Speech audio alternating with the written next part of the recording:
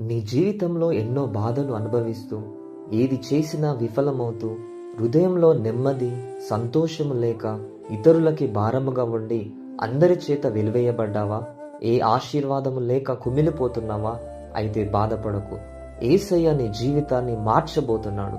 బైబిల్లో ఎబ్బేజు అనే వ్యక్తి ఉన్నాడు.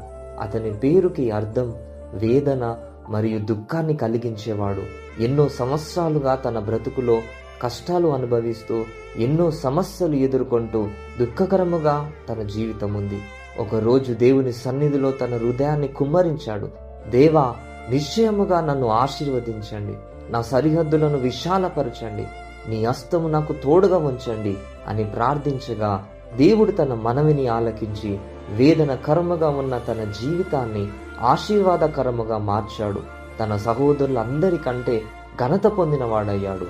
ఈరోజు ఎబ్బేజు వలె నీ జీవితం వేదనతో నిండిపోయి నిష్ప్రయోజనముగా ఉండి నీ సొంత వారి చేత తృణీకరింపబడుతున్నావా? అయితే ఎబ్బేజు ప్రార్థన విన్న దేవుడు నీ ప్రార్థన కూడా విన్నాడు. నిశ్చయముగా నిన్ను ఆశీర్వదించబోతున్నాడు.